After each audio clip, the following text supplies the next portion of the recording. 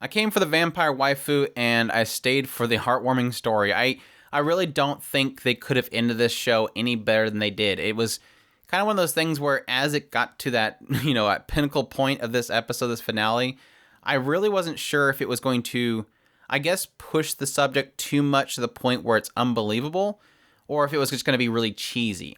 And I think where they kind of set this ending, at least for this core, was perfect. Because I both have a really solid, believable ending to the story, but at the same time don't feel like it's trying to lead into something else and thus having like some sort of source material bait. It does have like little sprinkles here and there with like these very obviously unique characters that are probably later in the light novel for this series, but we got what we wanted. And it came to a really solid end that I'm really, really happy about. But yeah, it was interesting because they had this whole segment where they're going towards a ceremony and they end up introducing him to his parents. And I'm like, wait, are these like manufactured parents that are just kind of throwing in there to make it look like he's the everybody man? Like, oh, here's his parents. Obviously he has parents. Because it had like this really awkward standing there and they're staring at each other. And I'm like, wait, is this really his parents? And then it like obviously implies, no, this is his parents. It just seems like he kind of left him behind. And I don't know, it's I guess it's one of those things where maybe they get into it later on the light novel, or maybe it was something that was skipped with this adaptation, but it just seems like there's a context there that we're missing, because it plays it out as if the parents, he never told his parents anything, which I didn't really expect, and they kind of point that out. If he was a part of this secret plan, he wouldn't be able to even reveal it to his own parents. But even still, it seems like they're not in good terms, I guess. But it did get a little bit better later on as the parents were even pushing him. The parents like, we've been through purges and we've been through wars. We've lost several people. Do what you want to do. Don't let this country weigh you down. Maybe it was Harlova that told him to say that. Who knows? But it implies the parents have been through a lot, and they don't want their son to do the same thing, which I thought was really sweet. Despite the fact that, again, it seemed like they weren't in good terms. It could be me misinterpreting the fact that they just weren't in communication because of his secrecy of what he was doing. Yeah, and that leads up to the whole ceremony and him doing his speech and. I was curious as what direction it was going to take it. Like I said, it took it in the best direction I can actually ask for, because it has him finally at that later point finally go, oh look, I had something else I wanted to say. And Harlova's talking to Gergiev or whispering in his ears, and he's like, oh yeah, here it comes. They again totally expecting it and actually wanting it. It was interesting because they revealed later on that the letter that he got from the chief was saying that if he killed Irina, he would destroy the rocket. So it still leaves Gergiev kind of in a very weird area. Like it is almost as if he just, as long as he is, I guess, recognized and it looks good to him, he wants this to happen. And again, I wasn't really ever sure throughout this entire series if it was Harlova that was really pushing him to be wanting this revolution or if he himself wanted it. But he really does go with the flow. It just seems like, okay, well, this is happening. We're ready for it. We'll spin it. And it does seem like he wants, at least again, if Harlova wants it and he just goes along with it, it does seem like they want to get rid of all of these really nasty groups. They technically want to get rid of the purges and everything. They want the world itself to change. And again, probably the only weak part of this entire series was really getting an idea of why. Did Harlova not want the purges? Did Harlova just want to change something?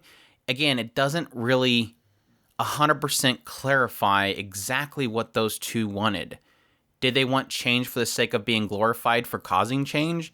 Did they want change because they hated how things were? Did they want change because they wanted the divide between the nations to stop? I mean, there's a lot of possibilities of what they could be thinking, but it's left very vague. But even still, we do have an idea that this is something they wanted to happen, not necessarily that they wanted the, Daphners to be happy or anything like that, just they just wanted a change. And so they accepted it and almost pushed the oppositions to not be able to say anything, as they want to stop Irina from getting up on the platform, as they want to stop Lev from speaking out that she was the first pilot. They eventually just accept it and they walk up there and they just kind of embrace it. So it was really, really, like I said, you still have a sense that people don't want it to happen. And there's a lot of parties that want it to be stopped. And even the crowd themselves don't want Irina up there. But it still has an inkling that because the flow is going this direction, people can't really stop it, and they don't do anything to stop it. Even though technically they could have just cut off the broadcast and then explained it later. They didn't. It's being broadcast. There's nothing to be done about it. Lev is the hero right now. They can't say anything in opposition. They could, but the flow is going that direction, and so they just kind of spin it to go that direction. So it's really cool to have this sense of that there's still propaganda there, and there's still winners and losers, but because the flow is set in motion, and technically Harlova encouraged it to happen, it went that direction. And again, it doesn't play it out as if it's rosy and everybody's happy now, because there's still opposition, but the flow has begun. And again, there's nothing that can really stop it beyond that point unless, a dictator comes into play and they just destroy everything. But cool to have him come up there and say, no more purges. This is going forward. And I guess this is an indication to Gergiev that it almost feels as if he's not getting up on that stage and going, I never wanted this to happen to the Daphners. We need to support them. It's almost as if he's getting up there to say, well, we accept them. That other nation, they don't. It's another win. It's playing it off as if this is another win for us because we're better than that other nation. It's the spin that not necessarily that he supports, Irina and all that kind of stuff. It's that he supports the idea of using her to make them look bad. And it's always been that way. And even shows a brief shot of them over there just getting angry because now they have to do something about that whole situation. But again, in the end, they win. So it's using it as a political means, but in the end, it's still a win. But yeah, a lot of shots of other areas. Again, very unique looking characters. They show like a United Kingdom Arnak Dampner residential area. So it shows these areas that are kind of boarded off just for them. Showing, shots of different vampires and humans working together in certain areas to come together for what they're doing, which is obviously, astronauts and stuff like that. So it was really cool. I think the only thing that was probably a little bit of a downer is that we didn't get at least a kiss or something at the end. It was getting very strong in the romance area the last few episodes, and I almost felt like that was kind of a necessity. I almost wish that they kind of capped everything off with that. I mean, in terms of anime, they did technically hold hands, and that is extremely progressive for an anime, for characters to hold hands. So, great stuff. Like I said, fantastic ending. Could not ask for more. Anya came through in the end. I love the super headbutt.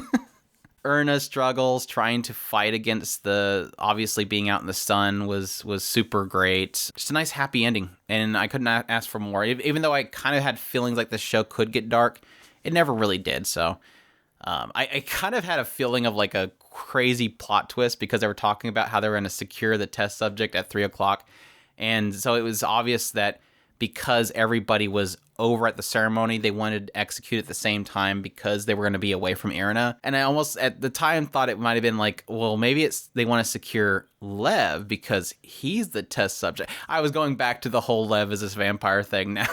So we're never doing that. Oh, that's my thoughts on the finale, Irina the Vampire Cosmonaut, episode 12. Thank you guys for checking out my weekly impressions on this series. It wasn't my most popular of my weekly impressions, and sadly, I don't think this show was really getting that much attention, but I really did enjoy it, and I definitely appreciate everybody coming on here and let me know their thoughts on the episodes. As always, if you haven't already, make sure to subscribe and stick with me as we get into the next season. Be definitely checking out every single show for the next coming season and getting my episode-by-episode impressions on the shows that I select. Definitely appreciate you guys hanging out, and y'all take care.